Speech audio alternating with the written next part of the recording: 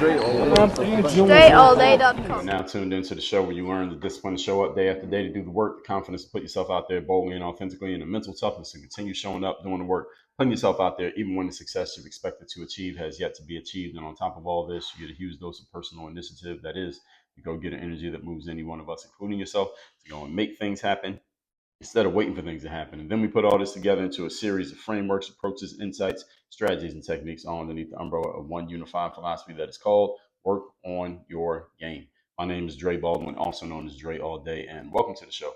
And today's topic is, we are picking up on the next installment of our series of things that your older self will wish that your younger self had done sooner. Before we get into this, I remind you all of two things. First of all, my daily motivation and Monday motivation messages, guaranteed to have you focused, sharp, and on point to start your day and your week. All you got to do is text me to be in my texting community, and you'll be getting these messages when we start sending them out again. My number is 305-384-6894. That is down below in the description, by the way, if you missed it. Secondly, Work on Your Game University. That is where all my coaching happens. That's where you get access to all of our frameworks on mindset, strategy, systems, and accountabilities, like Bulletproof Mindset, 30 Days of Discipline, ASAP Confidence, Sell Yourself Program, Next Mission Program, a Work on Your Game system, and everything else in between. We have 40 plus courses in there, not to mention about 100 tactical trainings on specific areas, one-off areas that people have asked me about. I went and did tactical trainings on all of them. That is all available at workonyourgameuniversity.com. That link is below in the description to this episode as well. With that out the way, let's pick it up right where we left off, which we were picking up on point number 10 of this series of things that your older self wishes you had done or known or understood sooner. Point number 10, knowledge is potential power and no knowledge is guaranteed failure. So you heard the saying that knowledge is power. Now, knowledge itself is not really worth much, especially in the world that we're in today, because anyone can access what most of us call knowledge, which is usually what, when we say knowledge, what we're usually referring to as information. Most people just have information. You go to school, for example, you don't have knowledge, you have information. You don't really know something until you've actually done it. That's not usually what people are referring to. Most people think they have knowledge, again, because they have a degree from school or something like that. That is not knowledge. This is information that you hopefully took in, you memorized well enough to stay on to pass the test. And hey, maybe you even internalize it, but it's not real knowledge until you've actually put it to use and you have actually done a thing. As I say, you don't know it till you've done it. You don't really know it till you can teach it. And now, knowledge itself, rather, is not going to be the power, but when you do have it, you have the potential to do things that can create power for you. When you have knowledge, you have the potential to do things that can create power for you, and you have the potential to do stuff that you could not do if you didn't have the knowledge. So it's not that going to school and getting a bunch of information is completely useless. It is close to useless, but it's not completely useless. It depends on what you do with it. How many of you went to school and took a whole bunch of classes on subjects in which you don't use any of that information to this day, even though you sat in the classes and you had to pass all the class and take all the tests and do all the homework and whatever it is that you had to do internships and all this stuff for subjects in which you are using none of that information ever since you left campus. You haven't used 1 ounce of it. Okay, so that's why it's close to useless, but it's not completely useless because it depends on what you do with it. It depends on what you use it for. Now, the system is set up to have you taking a bunch of information that you're probably not going to use because it's so disparate. But depending on what you got your information for, what you're going to do with it, then there can be uses for it depending on what you decide to, again, depending on how you decide to utilize it. For example, I don't use anything that I learned in my college courses in my business to this very day. I have a business degree with a focus in management and marketing, which means what I'm doing right now should be right up the alley of what I learned in school, but it is not, because the things that I was taught in school were taught by people who were not entrepreneurs, and they were not teaching it for the purpose of entrepreneurship. They were teaching it for the purpose of you sitting in the class and passing the test.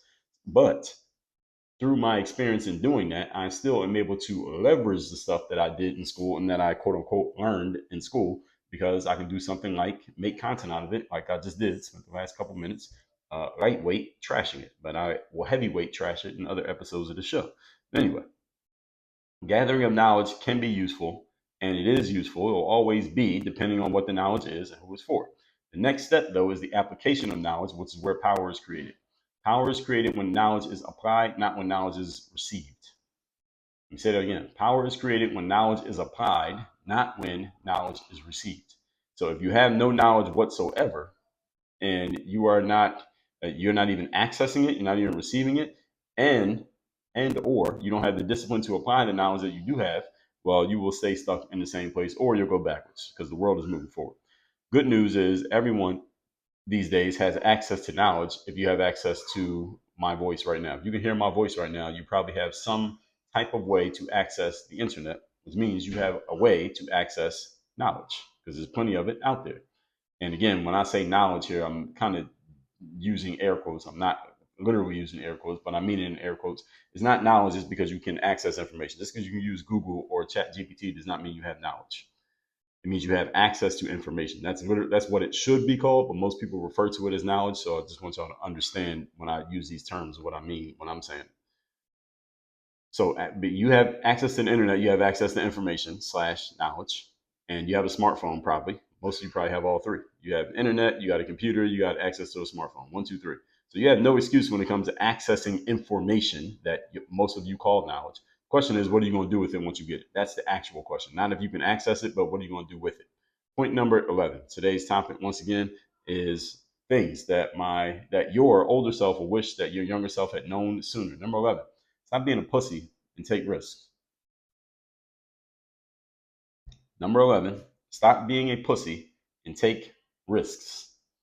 This is another one of the common things that I see and hear when I see or when I read or hear about people who are of old age and they're asked to look back on their lives. They're asked, hey, what are some things that you would have done if you could go back 30 or 50 years and do it over?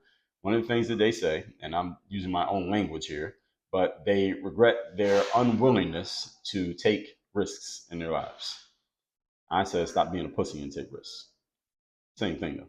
Many of them lament that they did not have the courage to take risks at a certain point in their lives and they had to spend the rest of their lives wondering what if. This one is a common one. I've read many articles, books, seen videos of people who've done these type of studies on older people, asking them what they would have done going back. This is one that I see almost every single time. There are a couple ones that are very common. One of them is spend a lot of time at work. Another one is didn't stay in touch with my friends and connections. I lost a lot of relationships. Another one is I didn't have the courage to be who I wanted to be. Some form of that. Something about lacking courage. And they didn't do something and then they just regretted it for the rest of their lives. And here they are literally on their deathbed, still regretting something that they didn't do. So something around this concept of courage. Take risks. Stop being a pussy. Stop being a bitch. Stop being scared. Stop standing at the edge of the pool, wondering how cold the water is, and do something. All right, that's the point here in number 11. Any risk that you do not take in life simply becomes available to the next person who is willing to take the risk. Risk does not sit around and wait for you to be willing to take it. Some of them do, many of them do not. So do not be fooled into believing that any opportunity that's available today will be available later. No, it won't. Do not be fooled into thinking any opportunity that's available now will be available later. No, it will not. Because you have changed, time has gone by, and the whole world has changed in the time between when you first thought about taking that opportunity and the time that you actually took it. So it might feel like it's the same thing, but it's actually not the same thing because everything changes. Nothing in life stays exactly the same. Nothing stays exactly the same, including you. So any risk you don't take, somebody else is going to take it, and they will get whatever rewards come with it because you didn't take it. You let it go. As long as your risk is something from which you believe you can reasonably recover, you might as well take the risk. Any risk that you take that ends up working out, you look back on it and thank yourself for the fact that you are willing to have some balls and actually go do it. And any risk that you take that ends up not working, because again, this is a risk that you believe you can recover from if it doesn't work. As long as you live to talk about it, it can be a good learning experience. You can at least have a story to tell, and you'll probably glean something from that process of the failed attempt that will be useful for you in some other aspect of your life. So even if you fail at something, there are things that you can learn from that failure that you can use in some other aspect, even if the thing that you use that failure for is telling everybody else a story about how you failed. All right? When you become wildly successful, it's great to have some stories about how you have failed so that when you're presenting yourself to an audience, they are not seeing you as, or you're not presenting yourself to them as this perfect person who's just always been a success, because nobody's going to believe that anyway. And they won't be able to relate to it, most importantly. People need to be able to relate to you. And when you're the successful, quote unquote, person standing in front of them, they need to know that there have been some points when you were not successful, when things did not work, because that way they can connect to you, relate to you, and then they'll be willing to listen to all the stuff you did to become the success, to become the winner. Because again, nobody succeeds at everything. So even if you go do some stuff that doesn't work, it is still useful depending on how you use it. You notice I use that phrase, depending on how you use it. many times here in this series and in other episodes of this masterclass. So any failed risk, you want to dig for diamonds within it. So if you had a house that burns down and you knew you had some very valuable diamonds inside that house, those diamonds are now somewhere in that pile of rubble that used to be your home, and you remember about the diamonds, what's the first thing you're going to do? All right, especially if those diamonds are worth more than the whole damn house. First thing you're going to do is grab a shovel and go find those damn diamonds, because those diamonds are worth more than everything in that pile, and everything the insurance is going to give you. You got to find it. So when you go through a failing situation in life, one that is connected to, let's say, a risk that you took or a chance that you took, and it doesn't work out, dig for the diamonds. All right, find the diamonds in there, because there is something in there that is very useful.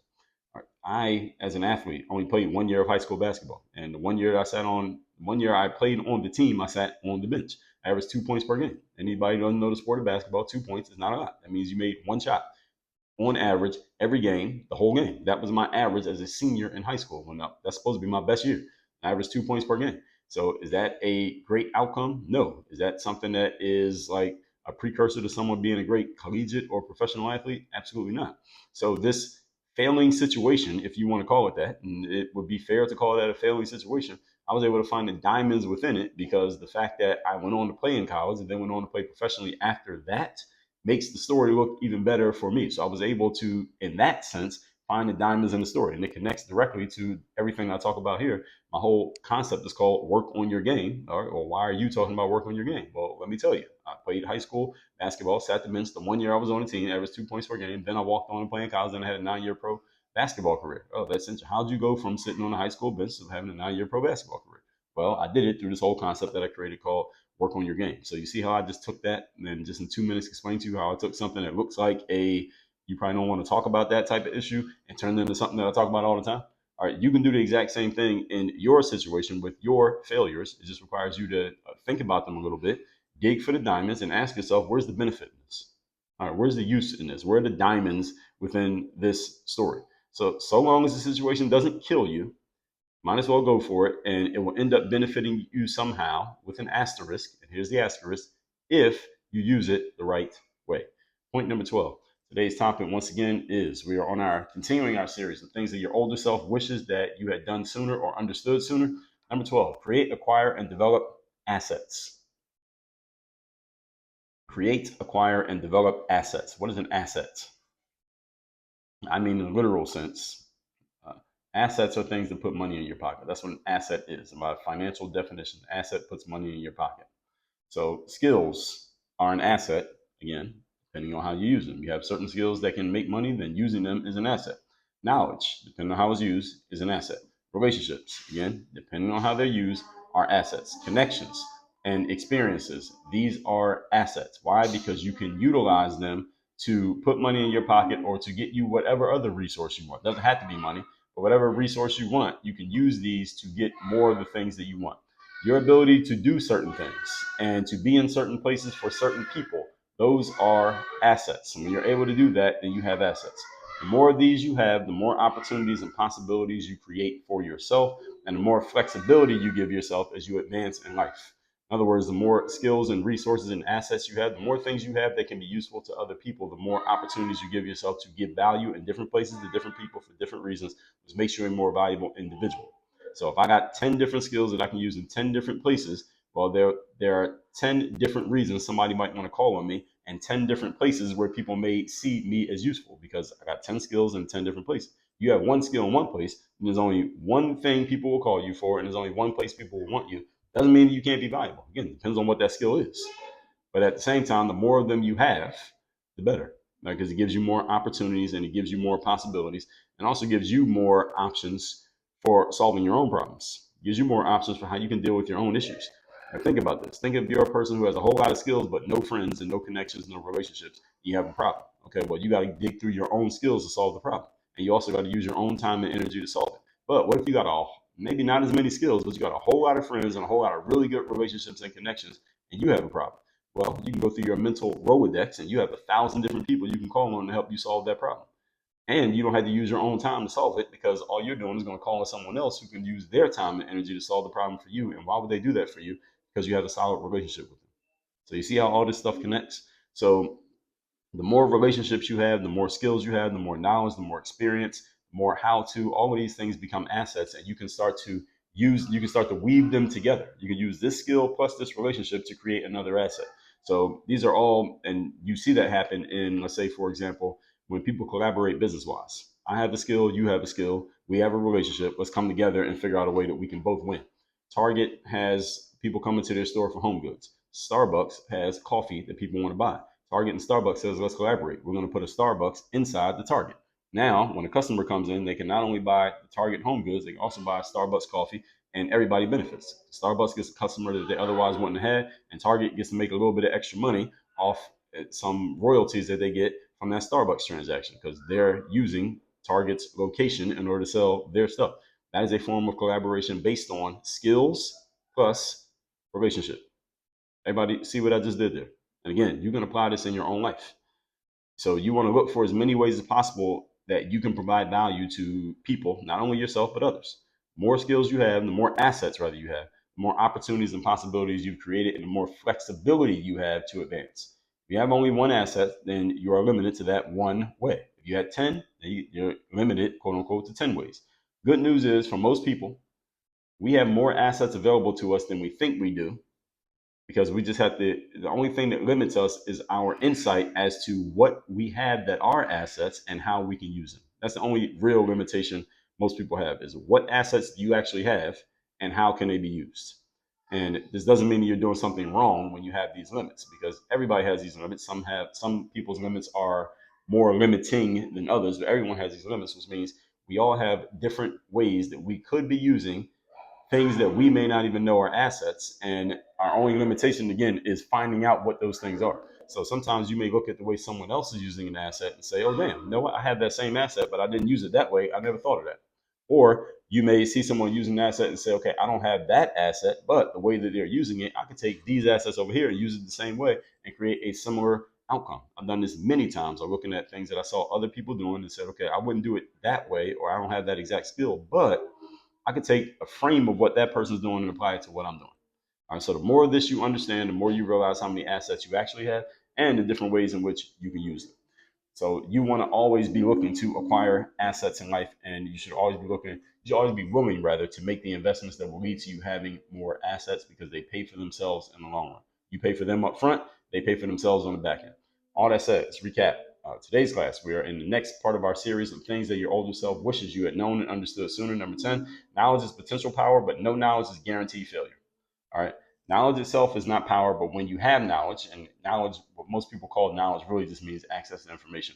When you have this quote unquote knowledge, you have the potential to do a lot of things that you can't do when you know nothing. So don't think that knowledge is the end game, but it is part of the game. You do need to know something. Number 11, stop being a pussy and take risks. All right. One commonality I see in any conversations had with people who are older asking what they would do if they could go back in time, most every single time they say, I wish I had the courage to do things, the courage to be who I wanted to be, the courage to say something, the courage to quit that job, the courage to propose to that girl, the courage to whatever it is that they were wishing that they had done earlier and now it's too late to do it.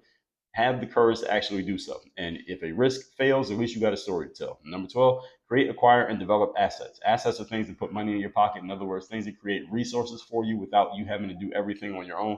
The more assets you have and the more ways you can come up with insightfully to use your assets, the more opportunities you create for yourself in life. Assets are never a negative. This is another one of those things that are a force multiplier. The more assets you acquire, the more it makes everything else you do better. So make sure you are acquiring and continually investing in not only acquiring, but upgrading and maintaining the assets that you have as well.